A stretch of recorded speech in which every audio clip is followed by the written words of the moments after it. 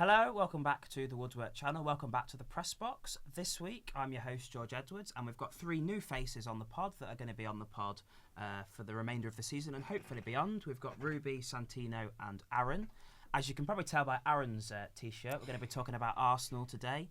We're going to talk about what's it like to be an Arsenal fan at the minute and what your chances are of league success. But firstly, let's just get to know everybody briefly because you're all new faces. So I want you to say in about 30 seconds why you like football and who you support. We'll start with you two because we know who you support, and then we'll come to Ruby. Oh, my name's Aaron, big Arsenal fan. Why do I like football? So I've actually never been asked that question before. I guess it was just ingrained into me ever since I was a little kid, and I just haven't looked back since.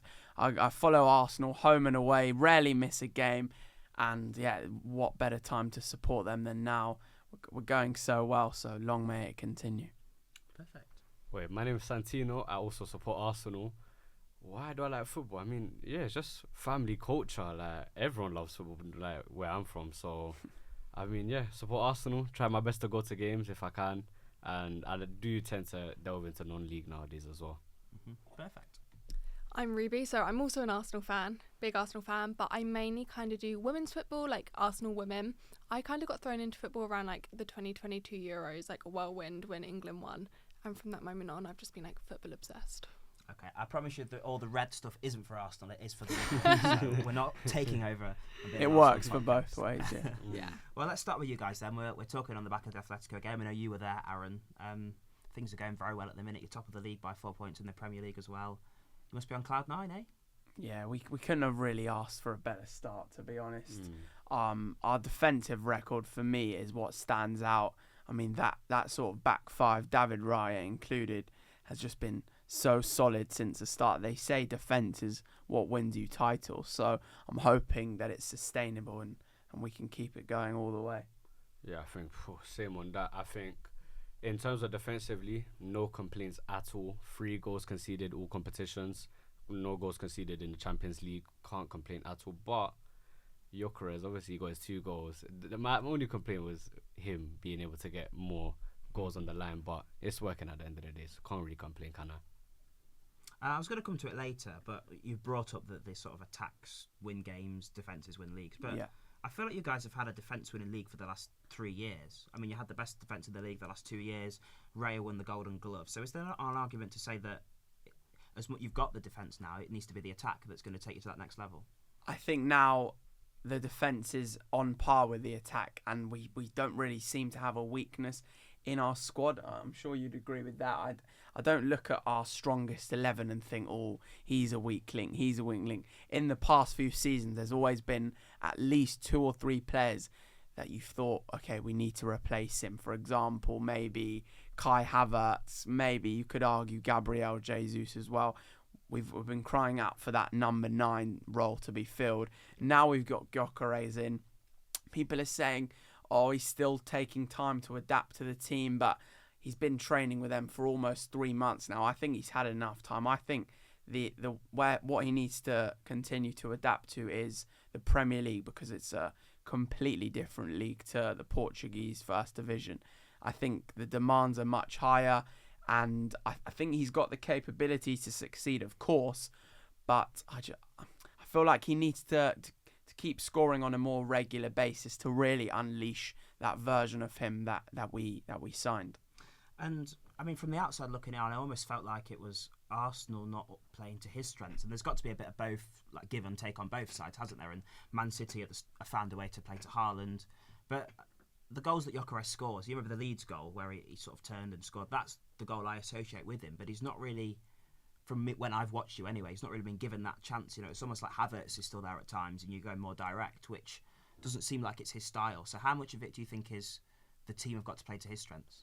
Yeah, so from the very start, even pre-season, because I went to a few of the pre-season games, from there you could see we weren't used to having an out-and-out striker, especially a Gyökeres type striker, which, as you say, he's a fox-in-the-box type striker. He's going to put the ball in the back of the net, and that's pretty much it. Mm-hmm. Yeah. But I think as time has gone on, we've been able to get the ball to him more. And even if you watch him play, you will see, even if he doesn't get the ball, there's both of the centre-backs are on him. It gives more space to the wingers, and out-and-out play, it helps us in the long run. But as I said, as he said, we haven't bought a striker to not score goals. We need him to score goals as well. Yeah, and he scored 2 goals, obviously, against Atletico, but he'd not scored since, was it September? I think it was the Forest game, actually. He scored against us. I don't think he'd scored since then. Yeah, I don't think so either. He's had chances aplenty in all games. I think in every game this season, he's had at least 2 or 3 big chances. He just hasn't converted, and I think that's been the most disappointing factor for me. You look at a game like Tuesday, in my opinion, he won man of the match, but he didn't have the best of performances.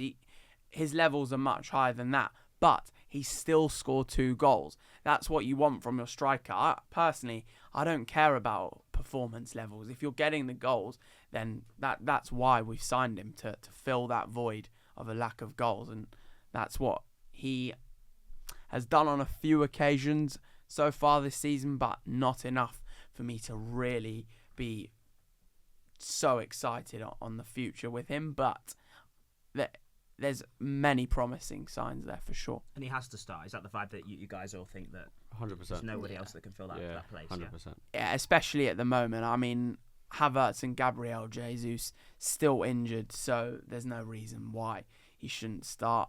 If he's scoring the goals, then yeah, he's our number 9. There's a reason we signed him, and yeah, there's no reason why he shouldn't start. I'll come to you, Ruby. I mean, we've been, obviously you support the women's team a lot as Yeah. well, but what have you liked the most about the men's team this season? I think backing off of the women's success, Arsenal have such like a one club identity. So I think it's nice kind of seeing the level that the women get to and seeing so many women's fans. You know, it's such a community like in all Premier League clubs. 100%. But seeing the fans that I would go to women's games with kind of transfer over to the men's team and see them going and start going to games, and kind of discussions that would have been solely Arsenal women kind of be like, we're talking about the men's team now just as much as we are the women. Which I think from our side is so nice as well. Whereas then if you flip it on its head, I think so many men's fans are also now kind of venturing over to the Arsenal women's side. And I think as much as the club have been doing a whole one identity thing for so long, I think fans are also now starting to do that off their own backs, which I think is so nice and so cool to see. Yeah. And how important is unity then in what you guys are trying to do? 100%. I agree with everything you just said. I've been to a few Arsenal women games in the Champions League over the past few seasons. The atmosphere is always just such a feel-good community sort of vibe, and big credit I think has to go to the staff at Arsenal. The way they interlink the two. I mean, an example can be seen yesterday, I think it was, of a launch of a new retro kit, and in that launch it was Miles Lewis-Skelly, Ian Wright, and Kyra Cooney-Cross, one of our women players. So there, yeah, like she was saying, there's a real big spirit between the men's and the women's team, which is great to see, definitely. Now, you mentioned the staff there. I think a big part of this season's success has been the recruitment for me. I mean, you look at Eze, Madueke, Zubamendi, Gyökeres, Norgard, and the one that struck me was Mosquera. So I went to Forest Arsenal in the away end, and I was like, who the hell's this Mosquera guy? I thought, oh, surely Forest will target that. And we had Andrews the manager. We were absolutely hopeless. But this guy dominated.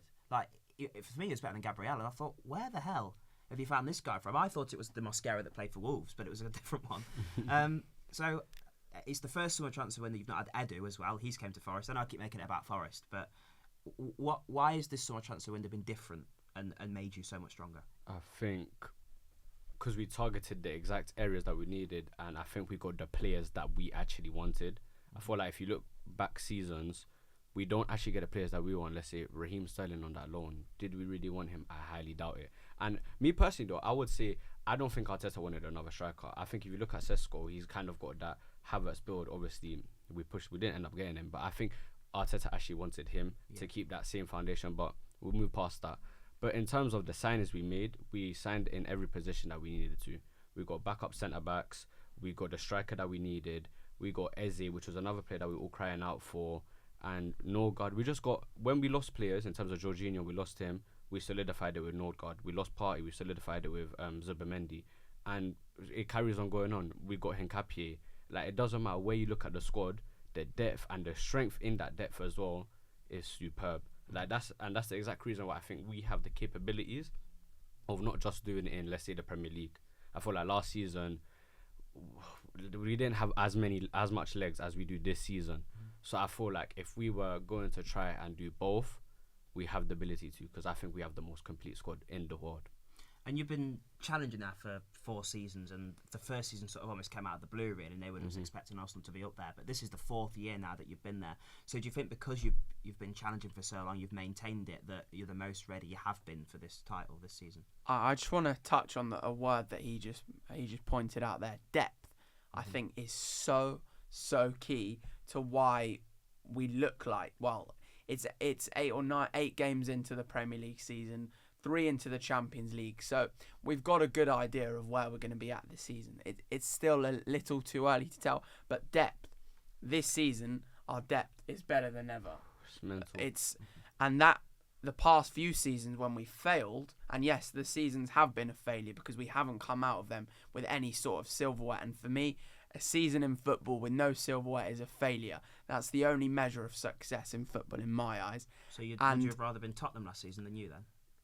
100%. Really? Tottenham had a better... Well, I wouldn't have rather been Tottenham, but Tottenham had a better season than us based off the fact they won a Europa League trophy. That's up for debate, but that's my opinion.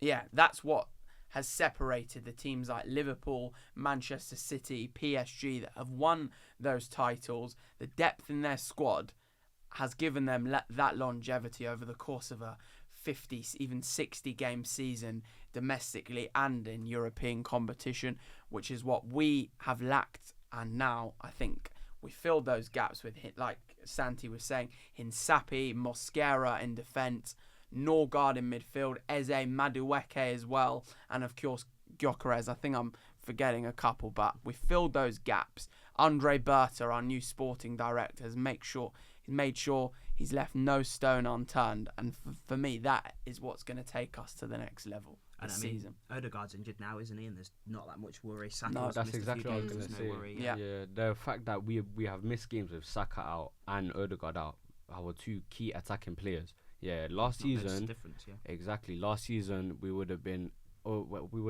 heated completely, but then this season it's a completely different mentality. You see our team and you're not worried. You go into games and we're not worried at all. When we went into Atletico Madrid, I wasn't worried at all. I knew we were going to win. Yeah. And maybe perhaps though that is where we go wrong sometimes, because last season I think after we beat Real Madrid and the way we beat them as well, I think that's what led to our downfall. I think we were on top of the moon. We thought we could do anything. We thought we ruled the world. Saka, the 2 games he did, I think it was 2 that he missed, were Liverpool away. We lost that, and we really didn't go for it whatsoever. And Forest at home, not the toughest of fixtures. Sorry, George, but I don't think Saka was out for enough time for us to really see how important he is to our squad. I think, let's say now on Sunday, I hope to God I don't jinx this, touch wood, Saka gets injured for the next 5 or 6 games, that will leave me with a great deal of worry, because for me he's our most important player. Without him, without him we go down a few levels. So if we keep Saka fit for the best part of this season, I think we'll be absolutely fine. Take him out of that squad and I'm not too sure, but as long as he's fit, we're all right. So we've been here before with a fast start from Arsenal and everybody believing that it might be the year that you win the Champions League and the Premier League, and then you end up with both. And you all seem confident, but there is that worry about if Saka leaves or something like that. Why? I mean, I'm guessing you guys think you win the league, yeah? Are you confident? The past 3-4 seasons, I've said no. Mm-hmm. I just haven't felt that we've been a good enough squad, not a good enough team, good enough squad. We haven't had enough depth. But this year, I truly believe that this is our year, finally. So what's you've mentioned the depth and the quality. What's the main thing that makes this season different to the 3 we've seen previously? I think the mentality. It's now or never. I think exactly that, but then I think I would like to say we're more grounded in terms of we'd like to take every game as it comes, and I hope that's what the players are thinking, because that's what's most important. End of the day, we can talk it all day, we're not on the pitch. I think what it is taking every game as it comes, and it's always about playing the game and not the occasion, because at the end of the day, that's how you're going to win the league. Not, let's say, going into the Cities, the Liverpools, and thinking, oh, we have to win this game. No, isn't that to win the league? No, you have to win this game to get the 3 points and go on to the next. And you said it's now or never, Ruby. Do you think if you don't win it this year, then that'll do something mentally to the players that they might not be able to go again for a fifth season? How important is this season? I think so much of what happens on the pitch, you know, how many times does a club say, oh, the fans are the 12th player, and Arsenal have been putting on the screens just outside of the bowl that fans have to go back to their seats to watch the game to help the atmosphere and stuff. I think if we don't do it this season, I think the fans are going to be so naffed off that it will change everything, and the club will have to take drastic actions to change something. We had to have had the signing window that we've just had to kind of do this, because otherwise we're going to be like last season or the season before, you know. We have to do it now or something has to massively change, and it's going to be Arteta. Yeah, that was my next point. Yeah, I know we're hypothetically speaking. Let me just touch on that point quickly, about how it's now or never. I think it's genuinely now or never in terms of as well. If you look at our team in terms of the players are hungry for titles, and these are players that deserve to win titles. The Salibas, even though Saliba has signed a new contract, but if we don't win this season, who's to say he won't leave? Who's to say Gabriel won't leave? And same with all the players. Who's to say they won't leave? Because they've got the potential of winning Premier Leagues, Champions Leagues, and obviously they would want to go on and play for their national teams, win World Cups, etc. So I think it is genuinely, just to brush up on that point, it is now or never. So what happens this season if there's no silverware, or even if, you know, you mentioned a trophy winning season is successful. If Arsenal fall short in the league and the Champions League but get a Carabao Cup or an FA Cup, do you think that makes up for it, or does it have to be one of the two big ones this season? I don't see our board having the cojones, let's say, to sack Arteta after we win any sort of silverware. Okay. If we win a Carabao Cup or an FA Cup and nothing else this season, I just can't see him going, because that's still some sort of success, and it's more than we've had in the past 5 years. Would that be or 6 years when it will happen? A few people have asked me this question, and I've said a different answer each time. This is your final answer then? It's success, but we're capable of so much more. So it would be a letdown, let's say. It would be a letdown for us not to win one of the Premier League or the Champions League, because I just think we're the complete package now. So, yeah. Do you think there'll come a time at the season as well where if you go into the latter stages of maybe the FA Cup, the Carabao Cup, if you're in all four competitions, would there be a priority to any of them? Or, you know, you've got the depth now, I think, to compete on all fronts, but exactly. At some point something has to take priority, no? Yeah, I think, let's say, if we go far in all competitions, let's say, especially with the FA Cup, because Carabao Cup is very early on. Mm-hmm. If we're talking, let's say, FA Cup, Premier Leagues, Champions Leagues, if we've got them all together, I think as a whole we would have to take priority off the FA Cup, and then we've got the depth to prioritise both Champions League and Premier League. It hasn't got to be one or the other. I think we have the squad itself to prioritise both. So I think the FA Cup, not as much, because end of the day, as you said, it will be a massive letdown. I'm not going to cry about winning the FA Cup, because I'll still be happy to an extent, but it will be that sense of letdown. We want the Premier League or Champions League. Which one do you want the most? I think the Premier League. Yeah. Even though I've heard the big argument, obviously, that we've never won the Champions League before, but I feel like context is very important. We've gone now, as you said, 3 years coming second. We're so close, but obviously yet so far, but I think that's the one that we're crying out for. Mm-hmm. I'd do anything for an FA Cup right now, even a Carabao Cup. I mean, maybe fans outside of Big Six clubs are probably thinking, oh, you're so spoiled, all of this. We haven't won trophy in 90 odd years or whatever. But the money that we spend on players and as fans going to these games, travelling miles and miles, the squad that we have is capable of winning trophies. The fact that we just haven't got over the line for the past 4 or 5 seasons has just been so draining. So to see us lift any sort of silverware would just be so refreshing. We need that as a club, and then I think from then on we can progress to levels that we haven't seen before. Hopefully. Just before we move on to the women, I want to come back to your point about you'd rather have won the Europa League than finished second. 100%. But so you mentioned about progress, right? Spurs aren't in a position to win the Premier League or anything really this season, I don't think. Would you still you'd rather have won the Europa League and be in Spurs' position than in Spurs' competing position right now? Yeah, because say you're in that scenario. I'm getting a shake of the head over there. No, I would never rather be Spurs. But that situation, why are we obviously even you're there? not the Spurs club. are irrelevant. They're nothing to us. They're just in our I'm getting shadow. at how important it is a trophy take- compared to the progression of the club. No, in the take long context out. Take context out in terms of it being Spurs. That's true. Progression That's is what I meant. another Yeah, thing. that's what what I'm saying, yeah, It's take- not Spurs. It's yeah, that situation. that situation. Progression is true. Nah, no way. I wouldn't want to be in that position at Yeah. all. No way. In Look. terms of where we are now and where we're pushing on to be, I couldn't see us being in that position that you're in. Silverware and Not that you're progression sorry. are two different things, to be honest. I would have loved, if we were in the Europa League last season, I would have loved to have won it. I think, it's a European competition at the end of the day. We've never won it. So, yeah, it's hard to answer that in terms of like It's a hypothetical. whose really. position would you rather Yeah. be. But I'd always rather be Arsenal. Okay. Yeah. Let's go on to the women's team then. I mean, it's been a mixed start to the season, hasn't it? I think 3 Yeah. wins in the league, a couple of draws and a defeat, 5th in the table. What have you made of it so far? I think a couple of games ago, if we hadn't have beaten Brighton, it would have been our worst start to the league since something like 2018, which would have been gutting, I think, as a fan.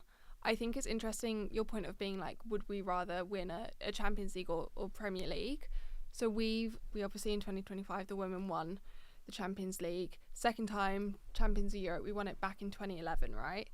But we've not won the WSL since 2018, which I feel like as much as in the moment we celebrate it, obviously it's fantastic to be Champions of Europe again. But then you kind of come down from that and you're like, but we can't even win our own league.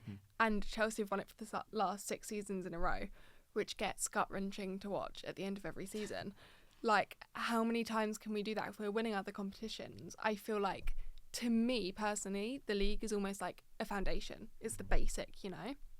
It's where we start, it's where we are week in, week out. If we're not doing that, as great as all the other, competitions are, for me, that's the one to win before we go on to doing that. So I don't know. I've kind of got a bit of a mixed feeling on women's results at the moment because we are doing well and our honours are looking great. But I think it's almost like we need to go back to basics. We need to go back, win the WSL and kind of get back to being the best in the league before going and conquering Europe. So do you think that's the mentality? Obviously, that's the mentality you want to see, all the eggs in the league basket. Do you think that's shared by the club and that will be the direction they take? I think so. I think there's a certain element of where we've not won the league for so long, the club, you have to, remind everyone every 5 seconds that we're champions of Europe, which is amazing. I'm not diminishing that whatsoever. But I definitely think it is the one thing we talk about again and again and again. And at what point do we turn around and say, but we're not winning the league? And actually, it's a bit of a negative view, yes, but I just think we can't get too ahead of ourselves and almost a little bit cocky because we can't win the WSL. And we haven't since 2018, 2019, so... And have you seen any signs so far that A, it might not be Chelsea's year, which not many people can see, and B, it could be Arsenal's year? I would like to think it's our year. 2023-24, we were third. Last season, we were second. So statistically, we should be winning it this season. I think with Renee as a manager, we have every right to be winning it. I think she could totally win us this season. Yeah. I think managerial-wise, we weren't very good under Jonas. He went for that reason. And I think as fans, we were all very vocal about how we felt about him. I was there for his last game at Meadow Park, and it was not a friendly atmosphere whatsoever. I think players-wise as well, as much as she can, she's brought back the standard that we used to have. I think losing Viv Miedemar was an awful, awful thing for the club. But I think with this current squad we have, I think we're really good. I think there's a debate with players like Beth Mead, maybe, who were, top of the league in terms of her playing style and stuff. Pre and post ACL, I think you can see a big difference in her. I think, she was rumoured to go to London City Lionesses. Going from Arsenal, a club who should be winning the league, who are champions of Europe, to a club that has just been promoted and has only been existing 6 years, you've almost got to look at why are we, this sounds very harsh, but why are we holding players that could drop down to that level almost, if you're looking at it from that way. But then again, London City are having a good season statistically, so maybe that's harsh. But I think on the whole, our squad and our manager, we should be winning the league this season. So, in a word, where will the Arsenal women finish this season? First. Where will the Arsenal men finish this season? First. I truly believe it now. The past few seasons I've said no chance, but it's time, finally. And don't ask me where Forest will finish because You can't not back You'll do all right. You'll do all I right. don't You've think we'll got finish first. you'll do all right. First not is a not bit to of a that stretch. extent. You'll do No. all right. I just want to touch on that quickly. About you said of about Jonas Eiderveld. I think he took Arsenal women to some fantastic levels that hadn't really been reached before.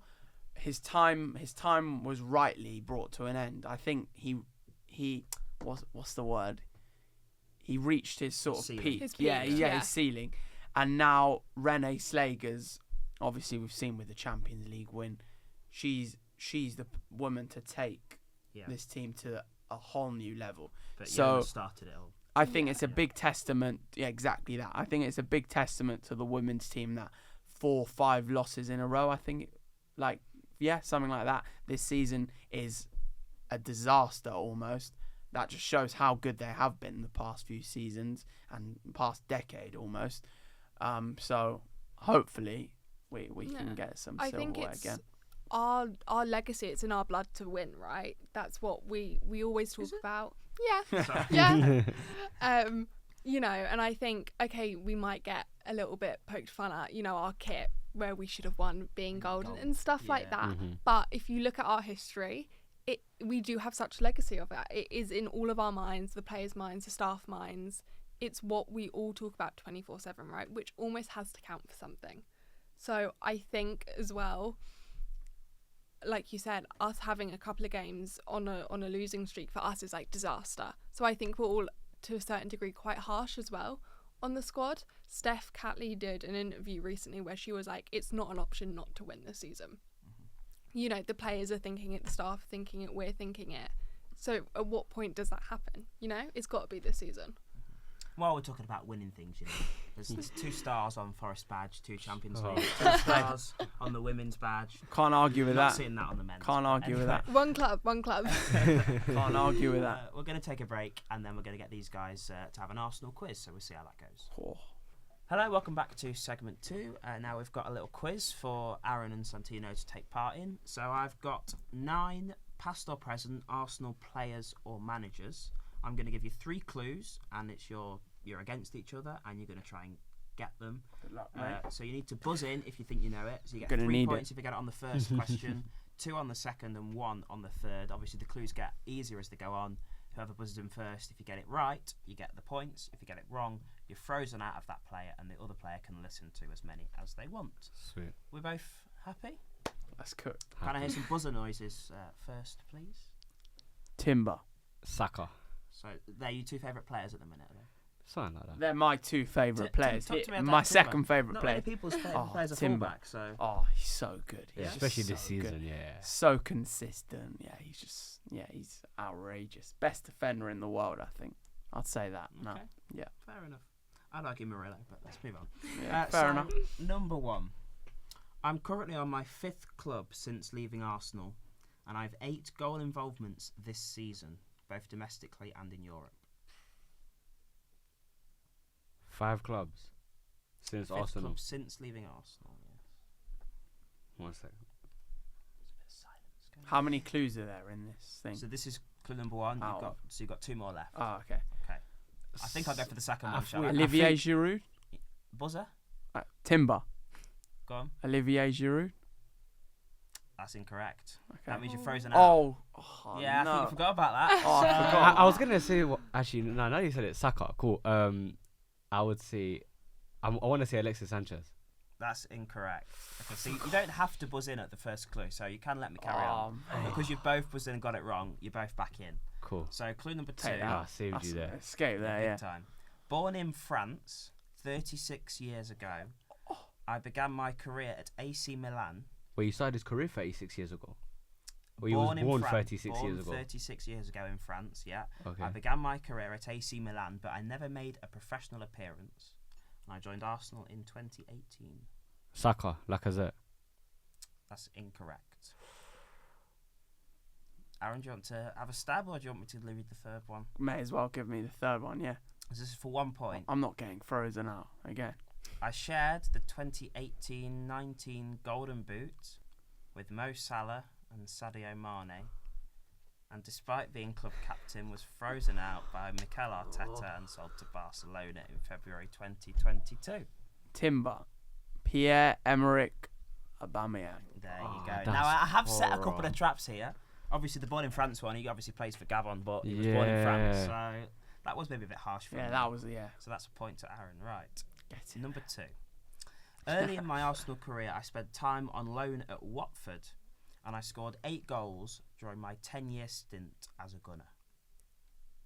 Timber. Hector Bellerin. Yeah, that's good, to be fair. Yeah, you got it straight away. 3 points. Get in there. Fair enough. Do you want to hear the rest? Wow, yeah, go on. I've played in 3 victorious FA Cup finals before injuries saw my place in the side taken away. Left the club in summer 22. And the easy one, a Spanish international. I was known for my eccentric fashion Wow. and my consistency at right back, currently at Real Betis. That is Those are some nice abusive. hints, though. What an answer. Yeah. That was a 2-hour train journey yesterday. At least it helped somebody. Number 3. Sorry I didn't let you read them. No, you're okay. Yeah, that last one was Too good. I've scored 65 Premier League goals for Arsenal, and I have 47 caps for my country. Remember, you don't have to buzz in, Well, I'm not. but you can do. No point. Wait, say it one more time.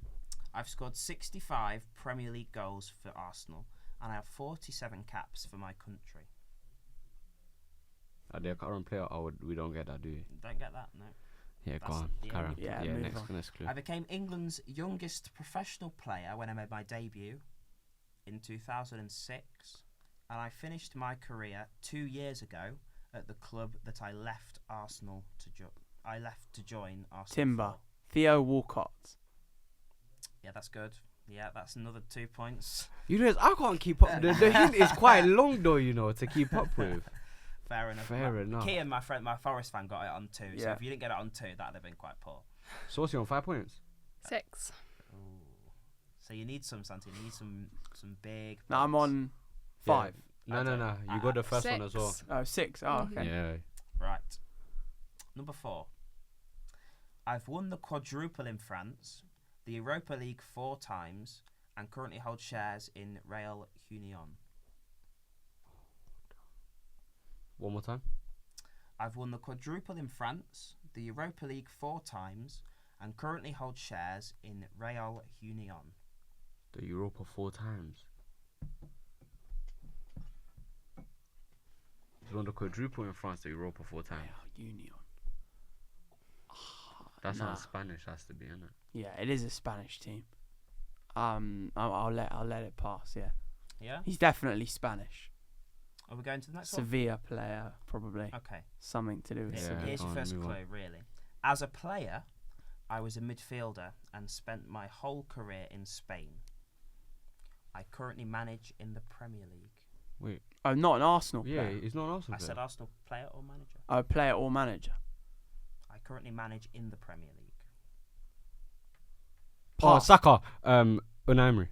Well done. Oh, Yeah, well done. What was Only that last- on? Fair play. I don't know Second. how I That didn't- second clue. I don't know how I didn't get that. I'm thinking of like a player. I and- only oh. lasted 18 months at the Emirates, and I returned in April 2024 with a famous victory that all but officially took the title away from Arsenal. Sorry. Yeah, Thought I'd get that one there. my mind completely went You know, blank though, there.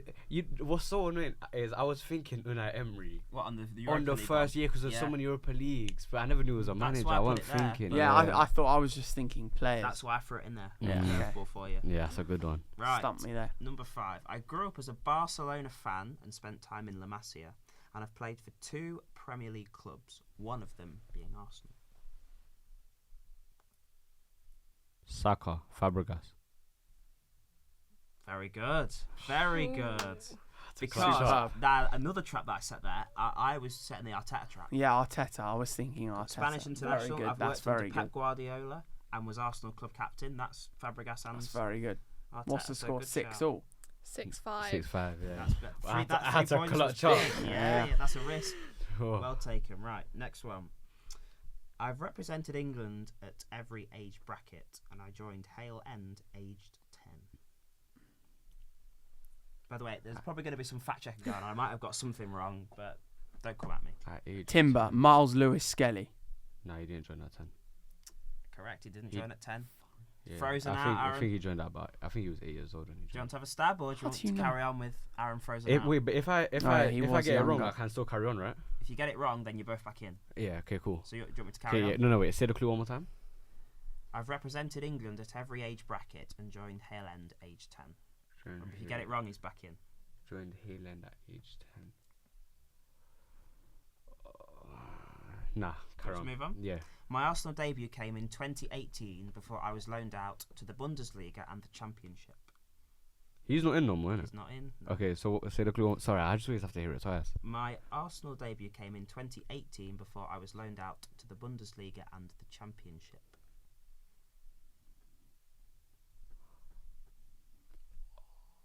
You know it. The Bundesliga, I have a feeling I know who that. Nah, but then the I championship. know it, I he know wasn't who going it for the is. championship. I know If who he, it if is. he gets it wrong, you could be back in. Do you want another clue, or do you have a guess? You know what? Yeah, because it'll make it 6. So I want that other clue. Okay. You should get this, I think. I took the number 10 shirt, following on from Mesut Ozil, and was featured in a renowned chant with Bukayo Saka. before I moved to Emil the Smith Rowe. cottage I was in gonna say Emil Smith 2024. Rowe because I knew him and Reece Nelson. But Terrible. where did he move in the championship? Huddersfield. He On loan. did. And Leipzig. forgot I about loved him at that. Arsenal. Is it I 6 knew all, about right? the- yeah. 6 all, okay. I Still knew even, about the what's it at called? least. Right, we should have 4 to go, but I fell asleep on the train, so we've only got 3 to go. Number 7. I've won the Champions League, the World Cup, and an Olympic gold medal, and have scored over 50 goals for my country. He's won a World Cup. The Champions League Champions League. and an Olympic gold medal, and I've scored over 50 goals for my country. Olympic gold medal would have been Brazil or No, because Brazil didn't win the World Cup. Though. oh yeah, true. The Germany then. Helping each other now, loss. Germany. It's not okay. Yeah, Clue next. two? I'd say. Wait. Oh, I have a Nah, I don't want to say it though. Nah, you're going clue 2. A forward, my middle name is Jonathan, and I've played in Ligue 1, Serie A, and the MLS. Saka, Henry. No. Yes.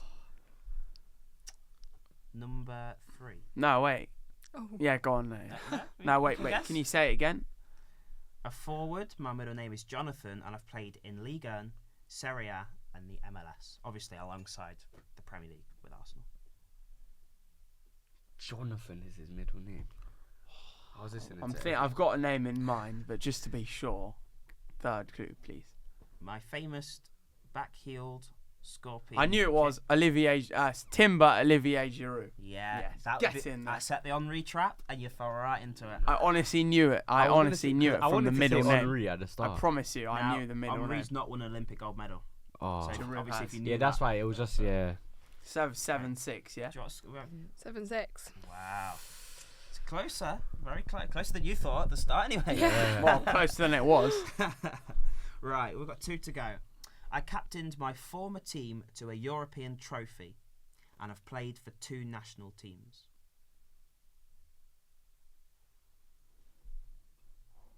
How are you doing, by the way, Ruby, at least? The Mill one, I knew that. Okay, I would have got my 3 points. there you go. And that's what I'm holding. To my credit. No, next. Wait, say that again. Oh, Saka, Declan Rice. Yeah, that's huge. Yeah, he played for Is that Ireland. the first clue? Yeah, first clue. That's what I was thinking Ooh. about. Wait, say that again. I was thinking What about was the it 2 again? countries. I captained my former team to a European trophy. The West Ham, Conference League. And have played for 2 national teams. Played for Ireland Yeah. in friendlies, didn't he? Yeah, I knew he think of played that. for Ireland. Yeah, I very remember the whole good. him Very and good. Grealish stuff. Didn't even think It's of quite that. my 3rd season at the Emirates. I made my Premier League debut in 2017. Yeah. What's that, 9-7? Yeah. Mm-hmm. So to win, Oh. is Is this the last one? this is Last the question. one. Oh, okay. To win, you need 3. To draw, you need 2. Oh my And days. What if it's I've a got draw? Tie break. tiebreaker, All right, yeah, nice, yeah, nice. yeah. Right. It's quite a tough one. Okay, but you might know it. Born in Stevenage, I made my Arsenal debut age 16.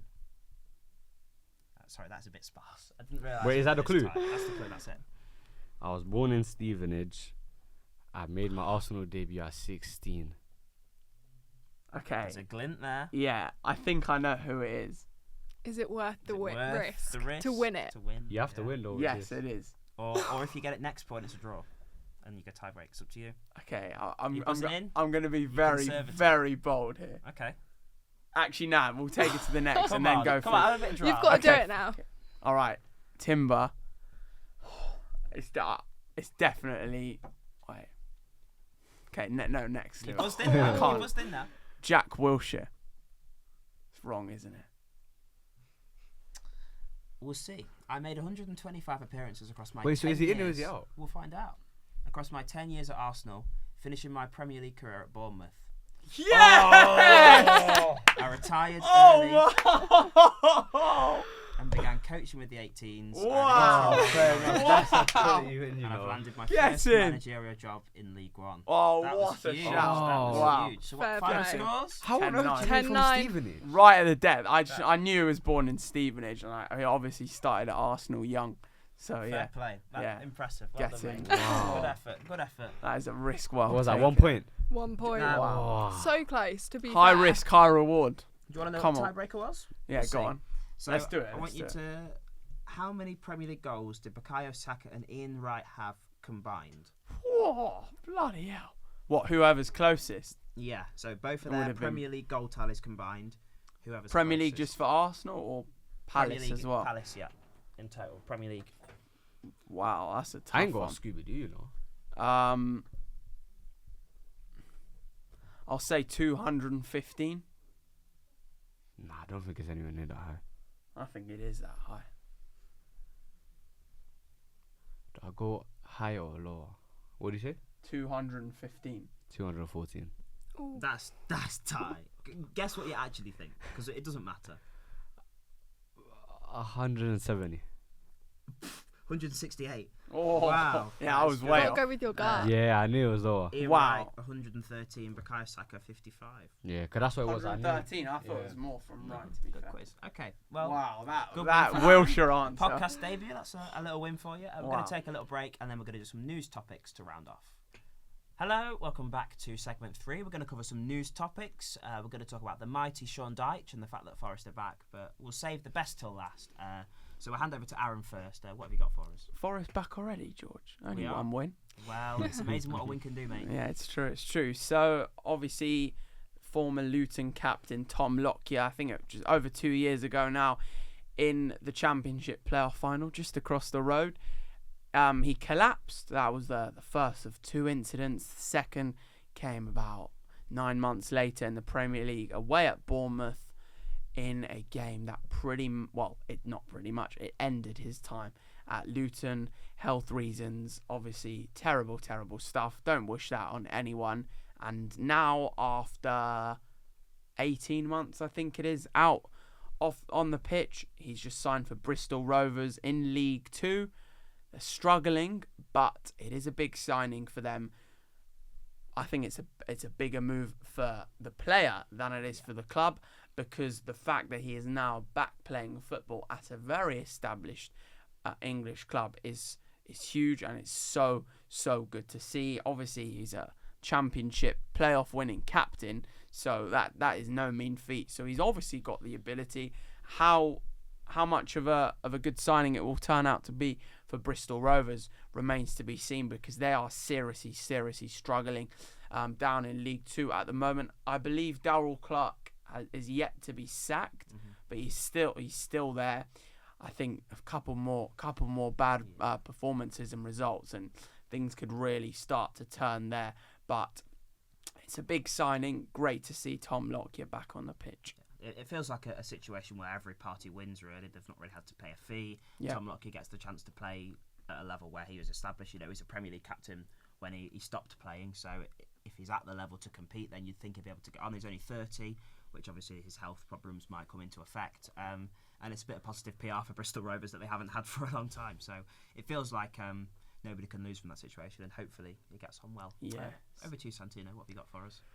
What I've got for you guys, breaking news actually. it is breaking news indeed. We very already heard this breaking. about 5 minutes ago. Is that Gabriel has unfortunately picked up a knock, which could potentially rule him out against Crystal Palace, and hopefully it's only against Crystal Palace, because this season especially, we've seen his quality. We've seen how good he can really be. He's got more goal contributions than he has goal conceded this season.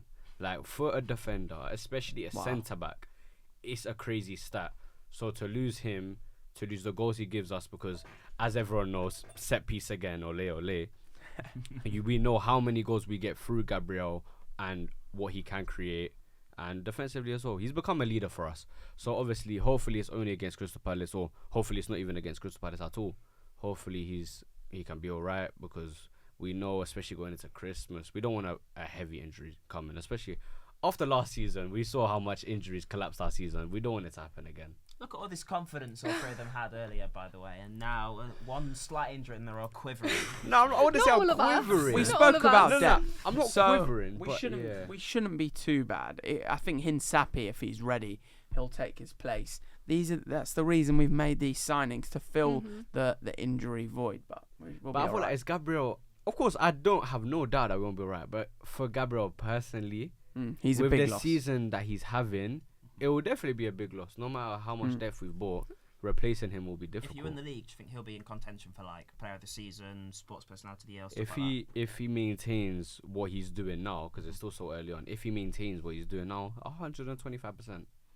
Okay. 125%. Confidence. That's Definitely. Over to you, Ruby. So, big news in the Championship. Sheffield Wednesday have gone into administration. They've been hit with a 12-point deduction.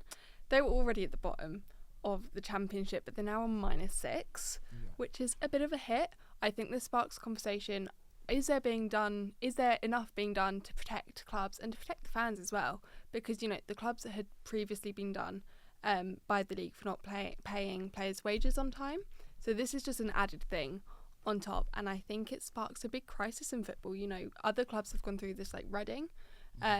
So we're just seeing it happen again and again. So at what point are we going to start to change the system and the policies that are in place for clubs to have this happen to them? And Sheffield Wednesday is not a new issue, is it? I mean, No. we've all known No. about it. They've made their things about Chancery public for what seems like forever. I don't think they've ever been Awful, happy with man. him. So, Yeah. I think Yeah. the good thing is it already felt like he might be going, and with the administrators coming in, it seems like it might be finally the end for Sheffield Wednesday. And I think are they $1 million in debt or something, which $1 in million. the grand Million, scheme yeah. of things isn't loads. No. Like my friend came on who was an Inverness fan last season, and Inverness, who are in League One of Scotland, they had more debt. So I feel like it's an achievable situation for them to get out of. I don't think there's any danger of them going under, and hopefully them coming into administration means they can pick up. I think it means relegation, unfortunately. Which Yeah, I think is a big guaranteed. blow for one of like the oldest clubs. But like you said, it's $1 million, which to us, we're sitting here like £1 million. It's not that big, but for a football club, they should. Yeah. It's relegation is nothing they've not experienced before. And So we're not expecting as well. yeah, so assuming they get new owners, then they'll bounce back, I'm sure. But it's a big hit. Yeah, but it's a chance to regroup, isn't it, when they go down, get new ownership, get the club in the right direction, and hopefully then they're the only ways up. Because I really like Sheffield Wednesday. I think they're a top club, although Yeah, as do I. Hillsborough, the facilities at Hillsborough aren't great anyway. It was my first ever away day, actually, in 2017. Forest lost 3-1, of course. That was my first ever away day. So. Wouldn't have it any other way. Exactly. Well, we'll move on to the final story, that is the fact that Sean Dyche is now Forest manager. We spoke this time last week, and we did a podcast about how bad Ange Postecoglou was, not realising that in a week's time Forest have had a new manager and already had that win on the board. It feels like we've got our club back. It's such a brilliant move from the owner. I think Nuno had to go, we all acknowledge that, but Ange coming in was not the right decision. We all thought that from the start, a lot of the fan base did anyway. And the longer it went on, the more it was going to ruin everything that we did in our football club. So it could have happened earlier, but it happened when it did. And the fact we've got somebody in who lives in Nottingham, who knows the city, his backroom staff, Ian Wone, Steve Stone, and some of the other coaches all have a link to Nottingham Forest. And from the second the players walked out against Porto, it just felt like we had Forest back. Mulligan-Tide that we seen before the game was sung with so much more vigour and belief. And from the second that Morgan's penalty hit the back of the net, I just thought Forest were going to win. And even when Porto equalised before it got disallowed, the whole stadium rose and got behind the players and drowned out the celebrating Porto fans from a stadium that for the last month has just felt so flat and like there's no spark from anywhere. So I think it was such the right decision for Forest to make. We're not fixed overnight, you know. We've got Bournemouth coming at the weekend, and it's a very tough game. We lost 5-0 away at Bournemouth last season, so it's not going to be easy, and it's not going to be fixed overnight. And one result doesn't paint over all the cracks, but I think Sean Dyche certainly has it in him to get Forest out of the relegation zone in the current situation we're in, and hopefully the only way is up for Nottingham Forest. Before you started talking about Bournemouth, the hope there was so beautiful. You were so positive. But we've got Bournemouth. And then Bournemouth. Where do you think you're finishing then? If you're so confident, where were you finishing? I don't know. And I think back to when we got promoted from the Championship, right? We sacked Chris Hughton. We were bottom of the Championship on 1 point after 7 games, and we managed to get promoted that season after Steve Cooper came in. We had better form from that moment than Bournemouth, who finished second. Now, a pick-up like that is unachievable because of the Premier League, and there's far more competitive teams. But you know, I think an outside of Europe shout has a chance. But I think if we get Premier League safety and we're looking like we're going to get mid-table, I think all the eggs are going to the Europa League basket. I think now we've got that win on the board against Porto, who are the best side in the competition for me so far, who, by the way, were completely nullified. Like, it was like we were playing against Burnley or someone. You know, they were poor. No offence to Burnley. They're a good side this season. They're a very good side. Maybe I should have had Wolves, maybe. That's a good But no, I think if we get solid in the Premier League, then all the eggs are going to the Europa League basket because we've got that belief back, and with the belief behind Forest, I think anything is achievable. So hopefully Forest and Arsenal will both on the up. Well, Sean Dyche knows what he's doing, so you're in capable hands. And safe hands. And it felt like Ange was just out of his depth, whereas it feels like Sean Dyche is the right man in the right place. Yeah.